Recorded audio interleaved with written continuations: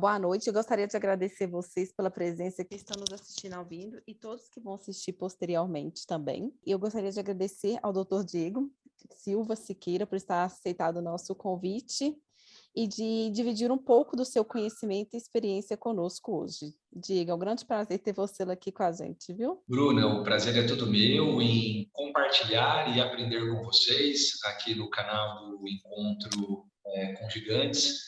E se estamos aqui é porque aprendemos com muitos outros gigantes, grandes Com cientistas certeza. brasileiros. O nosso tema de hoje é nanotecnologia na Terra, o potencial e aptidão natural do solo.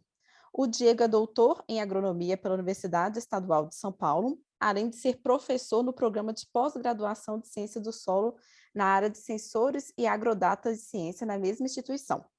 Ele também é docente de agricultura digital no programa Solo Agro na Escola Superior de Agricultura Luiz de Queiroz, Exalc-USP. Em sua carreira, o Dr. Diego já publicou mais de 80 artigos em revistas científicas de impacto internacional no temas de solo, sensores e indicadores ambientais, além de livros e capítulos de livros. Ele também participou de mais de 40 projetos de pesquisa, de desenvolvimento com rede nacional e internacional, entre outras atuações. O Dr. Diego participou da fundação da Inove, JAB, incubadora da Base de Tecnologia da Unesp, Jaboticabal, e do CERB no RP, né? Além de doutorado, Diego Siqueira tem pós-doutorado em Ciências Agrárias, mestre em Produção Vegetal e graduação em Agronomia também pela Unesp. Para a gente começar a iniciar essa conversa, eu queria saber um pouquinho da sua história, sua paixão e por que a agronomia, né, é uma área tão vasta e tão ampla, como que o senhor escolheu aí a área do solo, como que foi? Conta um pouquinho para nós. Bruna, escutando você falar dessa trajetória, dessa jornada, passa um filme na cabeça. Mas talvez uma das coisas mais importantes de toda essa jornada, eu sou o tio da Luísa e da Helena, são as minhas sobrinhas, com quem eu aprendo muito sobre curiosidade, aprendo muito sobre como comunicar de uma forma simples, né? E é disso que nós precisamos cada vez mais, independente do 5G, independente até do 6G, quem sabe? Com certeza. Minha paixão é sobre isso, Bruno. Minha paixão é sobre pessoas, minha paixão é sobre ciência. Eu sou nascido em Ribeirão Preto. Minha família vem de duas cidades daqui do interior, Batatais, famosa pela terra do leite, e também Jardinópolis, mais especificamente Jurucê, mais pequenininho ainda. E aí eu acabei vindo para Ribeirão Preto, nasci aqui bem pequenininho, num bairro, né, onde também cresceram outras pessoas, como, por exemplo, Laís Souza, bem conhecida no mundo do esporte. Ela teve a vida transformada pelo esporte e eu pela ciência, né? Bem famosa ela. É. Quem sabe a gente também não consegue colocar no radar tantas outras gerações de novos cientistas que também possam inspirar outras pessoas, como a Laís inspirou, como Sócrates inspirou também outras pessoas, nascida aqui em Ribeirão Preto, a gente possa inspirar também outras pessoas pela ciência, né? Sim. E eu fui o primeiro da minha família a fazer universidade. Nós não temos nem um pedacinho de terra, tínhamos uma horta no fundo de casa, onde plantávamos o alface, os itens lá para comer uma saladinha, e eu confesso que a agronomia não foi minha primeira opção. Eu acabei fazendo agronomia pela influência do meu avô, que aprendeu com a natureza, ali a terra, pelos meus tios, que eu passava as férias lá na casa deles, revirando os montes de café, correndo lá nos cafezais descalço. Me lembro de, durante as noites, ficar tirando os espinhos no vão dos dedos. Então, acabei fazendo agronomia por isso tudo. E aí passei na Unesp de Jaboticabal. A Unesp de Jaboticabal tem muita história, né? Hoje, se a gente come goiabada, é porque foi desenvolvida uma variedade lá em Jaboticabal. Se a gente come peixe frito, especificamente Pacu no final de semana, é porque teve ciência da Unesp de Jabuticabal. Se a gente toma suco de laranja ou picolé, é porque teve ciência da Unesp de Jabuticabal, né? Então, acho que eu fui bem feliz em escolher o campus lá como casa, uma segunda casa para mim. Sim, a Unesp é muito famosa, né? Principalmente nessa área de agronomia, é uma das referências aqui do Brasil, né? Aí a minha curiosidade, Diego, que o assunto de hoje é como o uso da nanotecnologia a favor do campo, né? E é um desafio para os cientistas do Brasil e do mundo, e os resultados já estão chegando aí com essa tecnologia nova. Por outro lado, esse termo nanotecnologia não é um termo tão abrangente, tão conhecido principalmente no meio rural. Eu queria que você explicasse um pouquinho para a gente sobre esse termo e qual que é os impactos dele na agricultura, né? Por que que é importante a gente estar estudando tanto na Unesp e para o produtor também, né, na ponta, né? Como que é isso? O que é isso? Eu chegar lá na roça e falar assim, estamos estudando nanotecnologia, o que ele vai entender para a gente simplificar esse papo para ele? Legal. Bruna, nada mais fácil, como as minhas professoras, a Luísa e a Helena, é explicar na prática.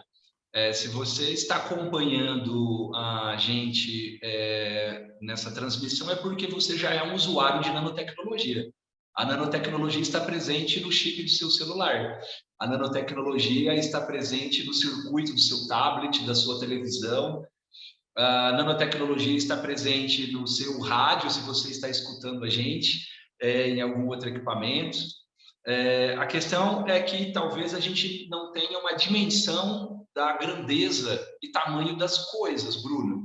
Uhum. Então, para que a gente possa mergulhar nesse mundo nano, que já influencia nossas vidas, nós acreditando ou não, conhecendo ou não. Então, Brasil, país do futebol, espero muito que seja também país da ciência, como já é em algumas áreas, mas cada vez mais. Se a gente for comparar a Lua, que a gente está olhando no céu em várias noites, com uma bola de futebol, na mesma escala, na mesma proporção, a bola de futebol é uma nanopartícula. Então, quando você compara a bola de futebol com a Lua, que você está vendo lá no céu, gigante, a bola é como se fosse numa escala nanométrica. Tá? Então, no nosso dia a dia, quando a gente olha uma formiga fazendo as trilhas à noite, para quem está achando que isso é um fundo fake, não é? A formiga caminhando, se a gente pegar o olho da formiga cortadeira, dividir o olho dela 1000 vezes, aquilo é uma nanopartícula. E aquela nanopartícula já está presente aí nos solos da sua fazenda, já está presente no solo da sua cidade, está presente aí no vaso da sua mãe, da sua tia, da sua avó. E essas nanopartículas, elas impactam completamente na produção de suco, na produção de fibras que vão nos vestir, na produção de bioenergia que vai alimentar nossos carros, os aviões, né? Então, essa nanopartícula já faz parte das nossas vidas e ela já está influenciando a vida do homem há pelo menos 200 mil anos, desde quando a gente começou a caminhar no planeta Terra. Sim. Então, que deu para entender, então tudo é formado de micropartículas para formar o todo, né? E aí a gente agora voltando lá para a roça, a gente chegando com um produtor rural, ou então numa empresa de tecnologia, a gente explicando qual que é a importância da gente estudar essas micropartículas dentro do solo. Por que que a gente estuda as micropartículas e não estuda um solo como todo, igual a gente vê hoje, que é dividido por talhões, por regiões? Qual que é essa importância de estudar as micropartículas e não partículas maiores? Bruna, vamos pensar aqui na evolução das coisas, né? Até uns anos atrás, a gente não sabia o que era o WhatsApp. Na minha família, a gente chama de Zap, né? Zap, Então, zap. Zap. Eu acordo de manhã, tem lá os 200 grupos, os grupos do bom dia, os grupos da boa tarde, enfim. E aí, nessa evolução toda, também a gente foi evoluindo na questão do entendimento das coisas. Imagina hoje, com essas mudanças climáticas, a gente conseguir produzir soja numa região que antes não tinha aptidão. Imagina a gente conseguir produzir cana em determinadas condições, né? A gente conseguir fazer com que as plantas fossem mais resistentes ao ataque de insetos, ao ataque de doenças.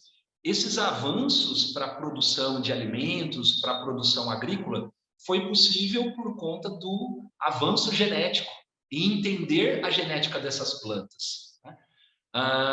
Nós mesmos, hoje nós vivemos mais por conta do avanço genético e entender as pessoas. Quantas doenças, quantas questões a gente passa a não conhecer melhor por conta do avanço e do entendimento do código genético. Síndrome de Down, autismo, para quem gosta de Netflix, 2 grandes séries, Good Doctor, ou Bom Doutor, ou uma que está agora bem famosa, uma advogada extraordinária. Quantas coisas não foram possíveis por conta do entendimento genético das plantas e das pessoas? Está faltando o melo, é o solo.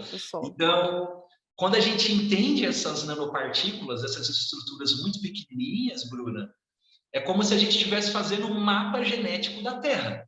Então, a gente consegue, com o mapa genético da Terra, entender onde que eu vou plantar o café. Então, por exemplo, tem diferentes espécies de café. Onde eu vou colocar uma espécie de café que vai dar maior quantidade de saca e uma bebida com maior valor no mercado?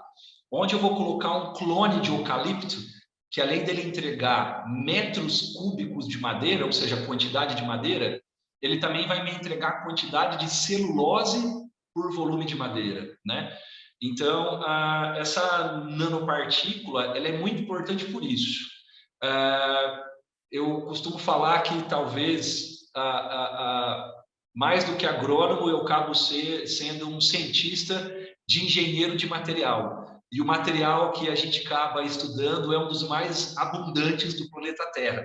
Somos conhecidos como planeta Água, mas uma das coisas muito abundantes é o solo, né? Então, a importância de você entender essas nanopartículas é para a produção do sistema agrícola como um todo. Sim, e o solo, muitas vezes, ele é esquecido mesmo, né? A gente preocupa com o que está acima dele, não com ele, né?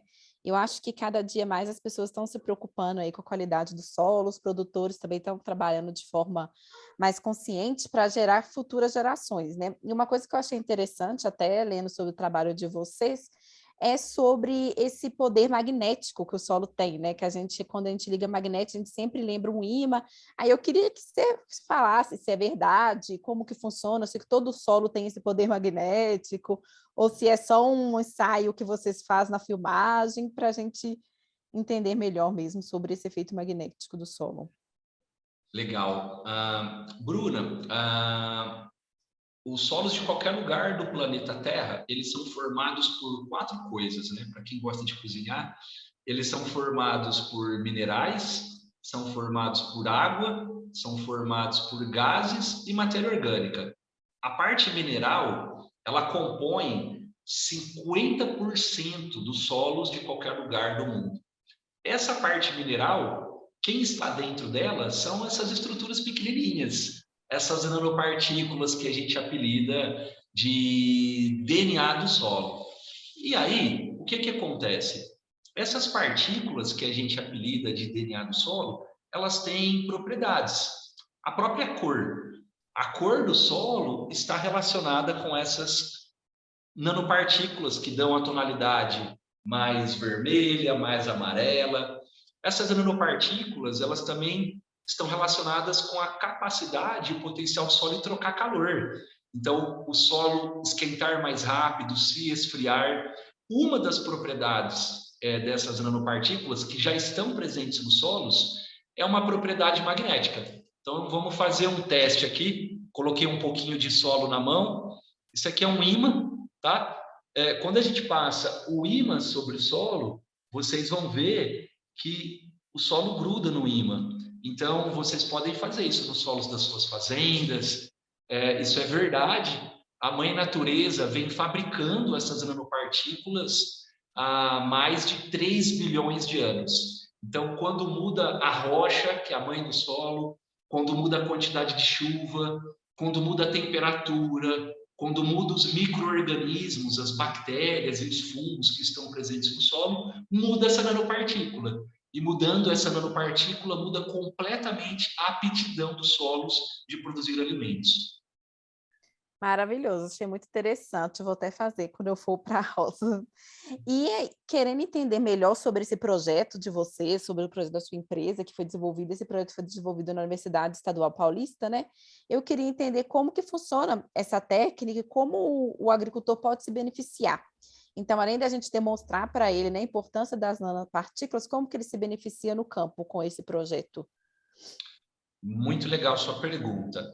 Ah, a ciência que está por trás disso, os gigantes que desenvolveram ela, alguns deles, José Marques Júnior, engenheiro agrônomo, mineiro, professor na Unesp de Jaboticabal e um dos fundadores do grupo de pesquisa CSME, né? csme.com.br. Ele fica na Unesp de Jaboticabal.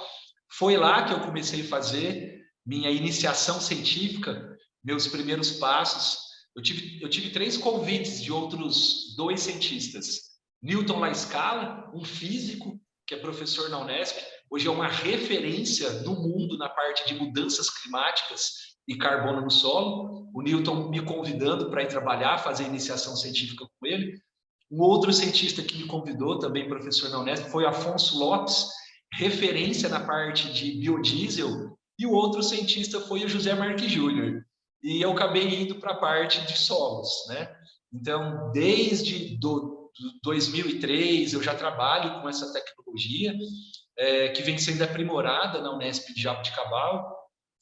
E nos últimos anos, nós melhoramos ainda mais sensores. Esses sensores eles são do tamanho de um celular. Esses sensores eles pesam menos de 500 gramas. Eles podem ser acoplados no drone, podem ser levados à mão. E esse sensor ele passa sobre o solo. Então o solo pode estar molhado, o solo pode estar com uma camada de matéria orgânica. Isso não interfere. E aí, quando esse sensor passa sobre o solo, ele consegue medir a capacidade magnética desses minerais, que a gente viu aqui de uma forma mais lúdica, pelo ímã, né? Como as minhas sobrinhas adoram. E aí, esse sensor, ele emite um valor magnético, e aí, com esse valor, a gente consegue entender, a gente consegue fazer o diagnóstico do potencial agronômico, né? Então, essa tecnologia hoje, ela já ganhou alguns prêmios, ela foi top 6 inovação, top 3 serviços de tecnologia, foi destaque inovação. Recentemente, essa tecnologia ficou entre as 100 mais promissoras de empresas de inovação do país, e ela acabou também me colocando como um dos 30 cientistas de maior influência em agricultura digital e ciência do solo da América Latina, né? Então, tem muita ciência por trás e muito reconhecimento, que a gente divide isso com muitos outros cientistas brasileiros. Perfeito, parabéns, Diego, pela conquista e com certeza aí é uma evolução para todo mundo, né? A gente sabe que a agricultura faz parte da vida cotidiana de todo mundo, né? Então, só para me resumir, para me ver se eu entendi, então cada solo tem uma capacidade magnética e essa capacidade magnética que vai determinar a capacidade que ele tem. E aí a pergunta que eu acho que as produtoras devem estar fazendo é, e com essa relatório a gente consegue determinar o número de insumos que eu vou usar no meu solo, como fertilizante, ou tem outro tipo de insumo também que pode ser medido? Como que funciona direito isso, questão dessa utilização de insumo pelos produtores? Muito legal. Muito além do insumo, começa até onde eu vou comprar ou arrendar minha fazenda. O potencial da terra, antes de você comprar ou arrendar ela, está relacionado com essa aptidão natural. Aí, depois tem a questão das práticas de manejo. As práticas de manejo começam pela própria calagem. Calagem é uma prática de inovação, talvez uma das principais para fazer agricultura na região tropical, uma das principais que permitiu a gente plantar no segundo maior bioma do país, que é o Cerrado. Se não fosse a calagem, que é uma rocha moída, então você pega uma rocha rica em calcário, a mesma que preserva os ossos dos dinossauros, essa rocha, então, você moe ela e coloca no solo para tentar corrigir o pH do solo. E a correção desse pH acaba interferindo na disponibilidade dos nutrientes das comidas para a planta. Começa por aí também. Então, essa característica magnética vai impactar, inclusive, na dose e na fonte da calagem, ou até mesmo óxidos. E aí depois seguimos para os insumos, né? Alguns dados comentam que nós temos mais de 23 milhões de toneladas de fósforo colocados nos solos brasileiros nos últimos 50 anos. Será que para a gente promover economias da ordem de 50 bilhões de dólares no posicionamento de fósforo nos solos do mundo, não tem algumas tecnologias interessantes como essa? O potencial do fósforo ficar preso no solo em função dessas nanopartículas pode variar mais de 10 vezes. Então, eu saber onde que eu vou colocar um adubo que custa R$500, ou um adubo que tem um valor agregado maior, da ordem de R$4.000, faz toda a diferença para o produtor ter maior lucratividade, né? A própria Joana Dobengauer, uma grande cientista brasileira que na década de 70 revolucionou a agricultura global com a questão da fabricação, fixação biológica de nitrogênio. Então, economizamos bilhões com adubação nitrogenada, que as plantas precisam muito, por isso que elas ficam verdinhas, com a ciência desenvolvida pela Joana. Essas nanopartículas também impactam no posicionamento de fontes nitrogenadas. Quando o nitrogênio é colocado no solo, ele também pode voltar para a atmosfera, na forma de gás. Essas nanopartículas que estão no solo, que impactam na dissorção do fósforo, Bruna, também afetam a perda de nitrogênio por volatilização. Então, você consegue também fazer um manejo mais eficiente, mais sustentável do próprio nitrogênio. Ainda mais agora que estamos diante de ações para descarbonização, impactar positivamente as mudanças climáticas. Para vocês terem ideia, o nitrogênio, um nitrogênio, ele é 300 vezes mais potente do que o gás que é o CO2, né? Então, entender essa nanopartícula no solo e saber o posicionamento de nitrogênio, saber o posicionamento de fósforo, além de ser lucrativo para o produtor, também ajudamos o ambiente. Perfeito. E aí, minha dúvida é a seguinte: se a gente sabe que tudo pode interferir no solo, como uma calagem, tudo que ele entrar pode interferir nessa composição magnética dele, eu queria saber qual que é a frequência que o produtor tem que fazer esse mapeamento, né? Ou se a gente consegue fazer uma vez e já ter medidas para isso.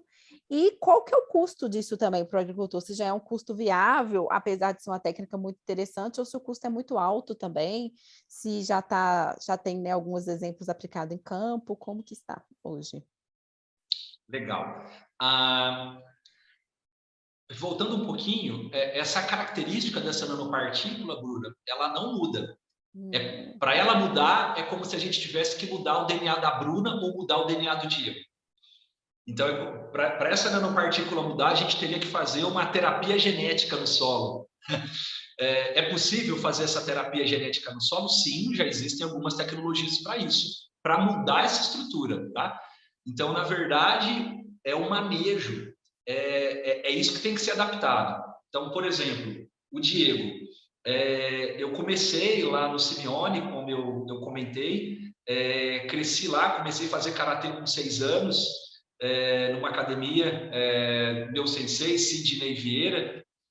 Minha irmã acabou indo por essa linha, acabou se tornando tricampeã brasileira de karatê, eu fui para a área de ciência, né? Então, a minha aptidão no esporte, seja para fazer karatê, seja para jogar bola, ela está diretamente relacionada ao meu código genético que impacta na minha fibra muscular. O solo é a mesma coisa. A aptidão agronômica do solo está relacionada a essa nanopartícula. Então, assim como um educador físico, um fisioterapeuta, ele vai montar um conjunto de exercícios associado ao perfil daquela pessoa, daquele paciente, o agrônomo ele vai fazer um conjunto de práticas para o solo associado à aptidão daquela terra. Tá? A gente não consegue mudar o DNA de uma forma assim tão rápida, né? É possível sim, tá? Bom, o que acontece? Então, para que a gente faça esse mapeamento dessa nanopartícula, ela ficou mais barato. A década de 80, para a gente fazer um mapa genético de uma pessoa, custava aí mais de $1.000. Hoje é possível você fazer o mapeamento do código genético, da aptidão das pessoas, comprando até teste em farmácia, né? Isso evoluiu muito. Da mesma forma, evoluiu essa ciência na parte de solos. Para você saber essa estrutura pequenininha que tem no solo, nós fazemos uma análise chamada difração de raio-x. É uma tecnologia muito antiga que, inclusive, já ganhou mais de 3 prêmios Nobel. Então, é muito sério, muita ciência por trás disso.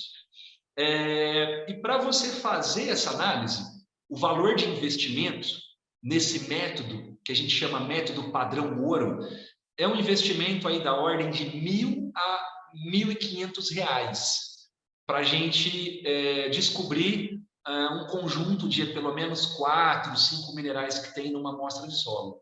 E o resultado sai por volta de 15 a 20 dias. Tá? O que a Quanticum fez? A gente conseguiu fazer com que o mapeamento desses minerais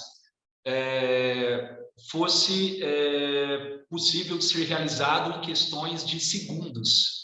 Então, em vez de demorar 15, 20 dias, você consegue fazer isso em questões de 30 segundos, e o valor que era de R$ 1.000 a R$ 1.500, você consegue fazer isso por menos de R$ 10. Tá? Nossa, muito bacana. E já tem projetos que vocês estão já na prática, Diego? Como que tá? Qual a região? Qual as culturas?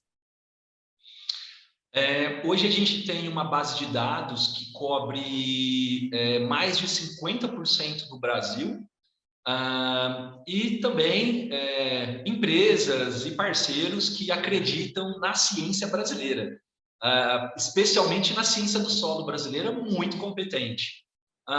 Colchupé, por exemplo, uma das maiores cooperativas de café do mundo, de cada 6 xícaras de café tomadas no mundo, pelo menos 4 vêm aí da Colchupé. Colchupé é uma parceira em várias frentes, empresas na parte de florestas para entender a questão de madeira, qualidade de madeira, empresas no segmento de bioenergia para a produção de álcool, para a questão de armazenamento de carbono no solo, empresas na área de bioinsumos, então a produção de bactérias e fungos benéficos para aumentar a produtividade. Alguns produtores, por exemplo, o Grupo MIAC, não posso deixar de falar, que nos apoia desde o início, o Grupo Cabo Verde, produtor de soja, produtor de café, produtores de leite, uma fazenda de destaque, também a FAENG, a Federação de Agricultura e Pecuária de Minas, com produtores aí do tamanho também de 10 hectares. Então, é uma tecnologia muito acessível e inclusiva, Bruna. Tá? Perfeito. E eu ouvi falar também do projeto Terama, né? Que é um projeto que você já atua. Eu queria que você falasse um pouquinho para a gente o que é esse projeto, como que ele funciona. Bruna, o grande case de sucesso não é o Diego, não é a Quântico, o grande case de sucesso é a ciência brasileira. E a ciência, o lugar dela é no campo, o lugar dela é ajudando as pessoas. É claro, temos que gerar riqueza para o país, mas a Quântico se preocupa em gente, em ajudar gente. A ONU, ela propôs para diferentes pessoas, para diferentes empresas do mundo, 17 desafios, 17 objetivos, sejam os moradores de Hong Kong, sejam os moradores de Nova York, sejam os moradores do Mato Piba, ou sejam os moradores de Berlândia, onde você está falando comigo hoje. Esses moradores têm 17 desafios, né? Resolver problemas relacionados ao carbono, problemas relacionados à água, né? E tem um dos desafios que a gente fala que é a ODS 17, que é parcerias e conexões. Nada é possível sem as parcerias, né? A Quântico vive disso. Então, além das nossas frentes comerciais, da nossa frente de pesquisa, a gente investe muito em projetos de inovação social com base nesse desafio, nessa ODS 17. Então, o Terama é um desses exemplos. O Terama é um projeto de inovação social espelhado nessa ODS, nesse problema global que a ONU colocou. O Terama, então, é uma parceria entre startups, entre universidade e governo. Ele acontece numa cidade de Minas Gerais. Uma das coordenadoras do projeto é a Vanessa Galati, cientista. Então, o lugar de mulher é onde ela quiser. No caso da Vanessa, o lugar dela também é no projeto Terama. Então, o projeto ele já mapeou essas partículas numa área equivalente a 200 mil campos do Maracanã, e o mapa ele vai ajudar mais de 40 mil pessoas numa região ali de Minas, mas também próxima, divisa do Goiás, Mato Grosso, São Paulo, a utilizarem os solos agrícolas e os solos urbanos de uma forma mais eficiente, tá, Bruna?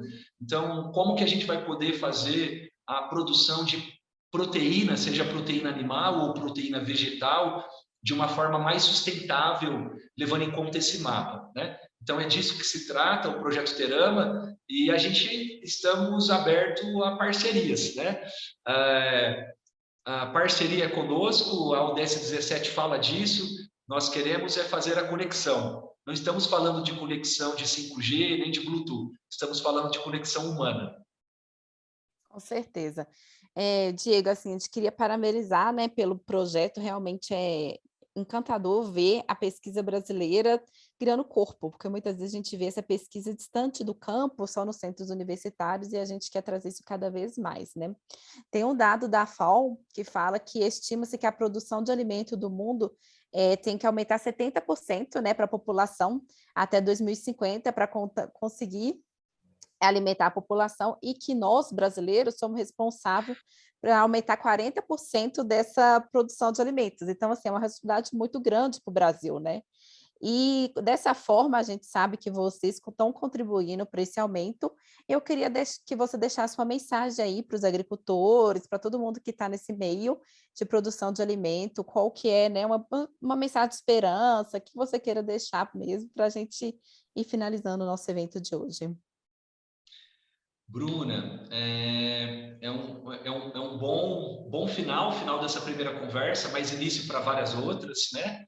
Com certeza. O canal do Encontro com Gigantes está repleto de muito conteúdo relevante, ex-ministros, presidentes, diretores de várias instituições que impactam no desenvolvimento nacional. Essa sua reflexão é muito oportuna. A proposta é que daqui 80 anos ou menos, né, 2100, nós seremos 10 bilhões de pessoas no planeta Terra, né? Isso daí já somos 10 bilhões de pessoas batendo na nossa porta para produzirmos alimento, fibras e energia de uma forma sustentável, né? Como que a gente vai fazer isso?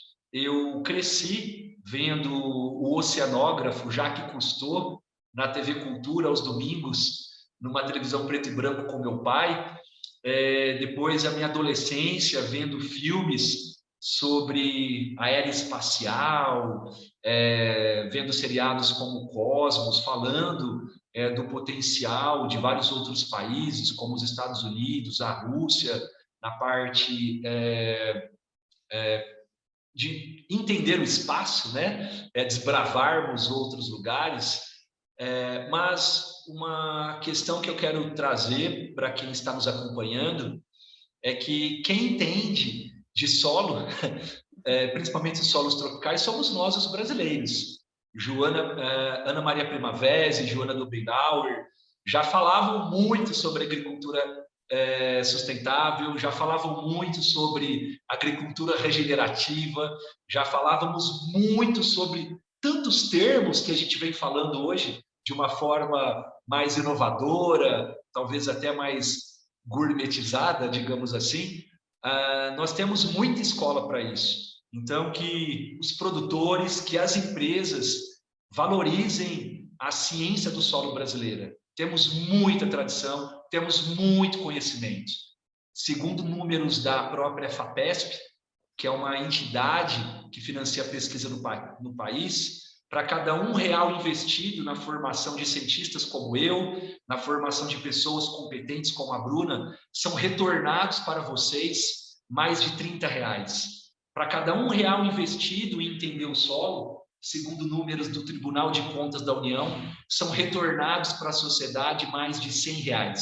Então, investir em ciência e investir no entendimento do solo me parece algo rentável, Bruna, que a gente possa seguir por esse caminho.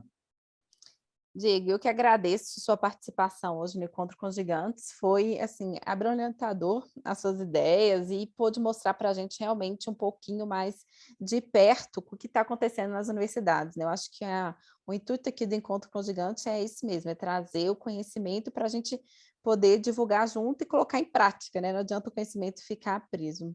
E é isso, eu também gostaria de agradecer a todo mundo que assistiu a gente ao vivo, tem pessoal no YouTube, pessoal aqui no Zoom. Agradecer o Diego. Diego, queria ver se você quer falar mais alguma coisa, deixar algum recado final.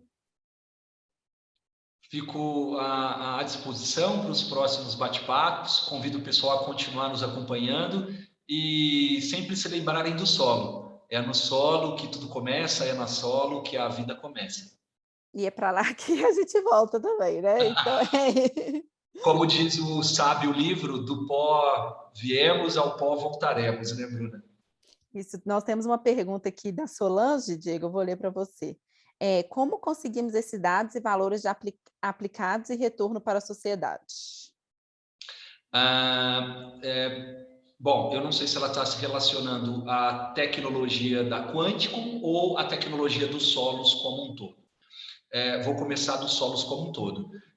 Obrigado pela pergunta, Solange. Se você colocar aí no oráculo, no Google, retorno sobre o investimento FAPESP, você vai ver aí pelo menos umas 3 edições da revista falando sobre isso, ou até mesmo se você colocar aí no Google um programa nacional de mapeamento de solos chamado PronaSolo. Eu fiz parte do Embrião. O Embrião começou com uma rede chamada Rede MDS, Rede Brasileira de Mapeamento Digital de Solos, que depois fomentou o PronaSolo, né? Se você digitar no Google PronaSolo, impacto no investimento, você também vai conseguir achar essas referências, ou até mesmo se você colocar no Google uma carta muito legal chamada Carta Brasília.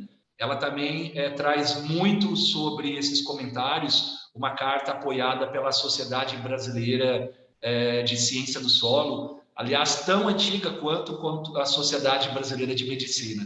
Um abraço aos amigos do Núcleo São Paulo, da Sociedade Brasileira de Ciência do Solo, o Núcleo São Paulo da Sociedade Brasileira de Ciência do Solo. Tive a oportunidade de participar aí da nucleação junto com outros cientistas como o Aleone, José Marques Júnior, Ricardo, Coelho do Instituto Agronômico e tantos outros.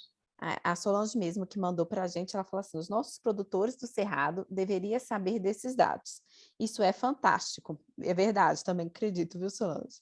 E que estamos fazendo com o solo e com a monocultura é uma ameaça à produção agrícola.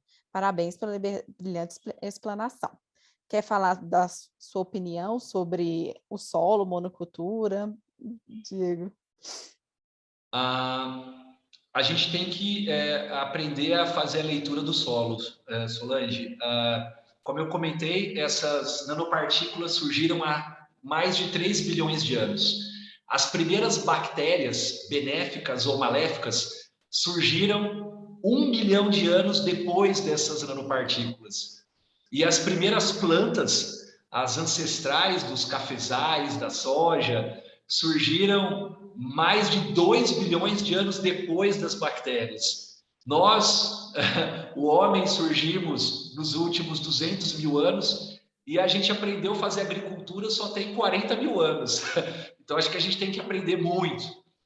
Apesar de alguns estarem escutando esses conceitos, esses termos, talvez pela primeira vez, essa nanopartícula, ou a proposta de mapearmos ela, a proposta de utilizarmos o magnetismo para ver a aptidão dos solos, já é conhecida no país desde 1984. Apesar de parecer, eu tenho menos, não parecer, né? Eu tenho menos de 40 anos, então eu fiquei muito no campo, rodando aí no sol, mas um grande cientista brasileiro, Mauro Rezende, já falava em 1985 da aplicação e dos potenciais dessas nanopartículas para a agricultura. O meu avô científico, o Igor Lepsch, um grande cientista brasileiro, também já falava sobre isso nos últimos anos, vários livros. Então, acredito que a gente tem que talvez colocar os termos mais adequados no Google. É muito legal a gente ver o Netflix, ver TikTok, mas existe aí um mar de informações que estão esperando ser descoberta há pelo menos 40 anos. Exato. Então é isso, pessoal. Muito boa noite, muito obrigado. Temos muito conteúdo, igual o Diego falou, no nosso página no YouTube. Esse vídeo também vai estar lá. Agradeço a presença de todos e até a próxima semana. Muito obrigada, Diego. Boa noite. Obrigado. Até a próxima.